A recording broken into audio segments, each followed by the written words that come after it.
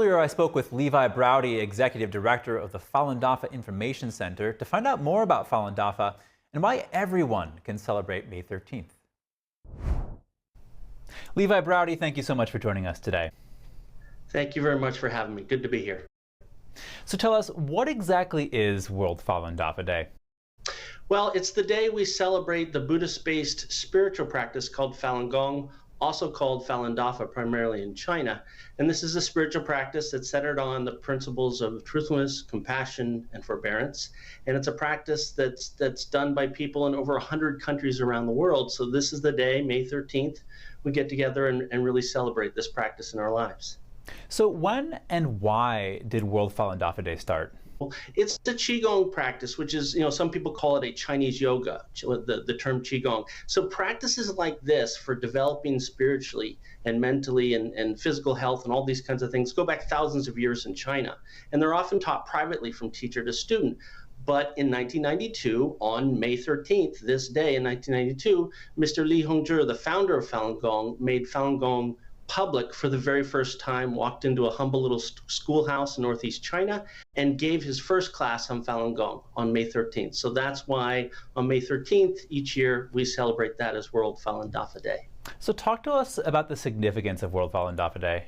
Because it allows us to celebrate a spiritual practice that's not only brought tremendous health, peace of mind, but really a spiritual path that allows us to transcend self, to try and put others first, and really reconnect with the divine, reaching back to some very traditional ancient principles that really resonates deep within our hearts.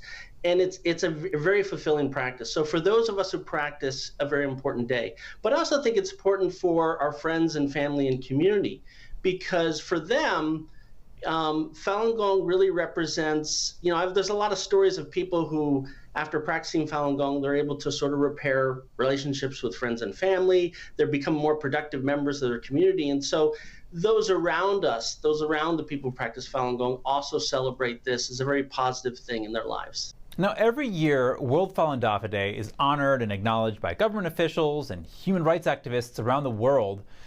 The day, though, is still largely celebrated just by Falun Gong practitioners. Why do you think more people outside of the Falun Gong community should embrace and celebrate this day? Okay, that's a good question.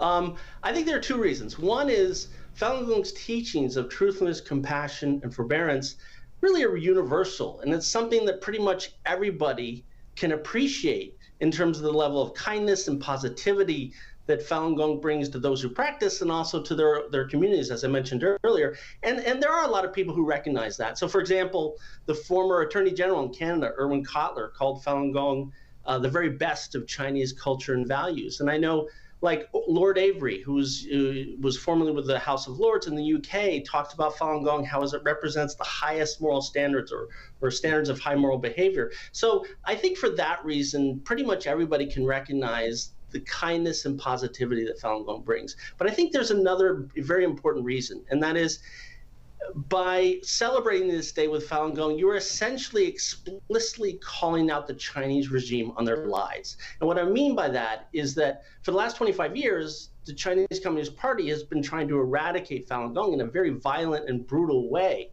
for 25 years, and part of that campaign has been to vilify Falun Gong, to try and dehumanize Falun Gong on the world stage. So by stepping up on this day and celebrating Falun Gong with Falun Gong practitioners, you're essentially saying you're going to refute, you're not going to allow the CCP's propaganda tactics to work on the international stage. And I think that's very important. And there have been people who've been doing that over the years. For example, the former U.S. Ambassador Mark Palmer has called Falun Gong the single greatest spiritual movement in Asia today. There's nothing that begins to compare with it in courage and importance. So when people do that, I think it sends a very clear message to the CCP. Your lies do not work on us. Now, Levi, as you mentioned, the Chinese Communist Party has been persecuting Falun Gong for 25 years, a quarter of a century. Yet both inside and outside of China, the practice has endured and is even flourishing, as seen by the parade we covered in New York City last Friday. What does the endurance of Falun Gong, in the face of one of the worst persecutions in history, mean for humanity and for freedom of belief? I think this is the David and Goliath's story of our time. And it certainly transcends Falun Gong. I mean, if you look back over the last 70 plus years that the Chinese Communist Party has been in power, every 10 years or so, they launch a horrific, violent campaign to try and stamp out this group or that group. And in every case, it pretty much has worked. And many groups don't even last for a few days. But if you look back over the last 25 years, Falun Gong has not only endured, it has thrived. So inside China, you still have tens of millions of people who practice Falun Gong, and many people are starting up now, even though it's being horrifically persecuted there. And outside China, you have Falun Gong practiced in over 100 countries around the world.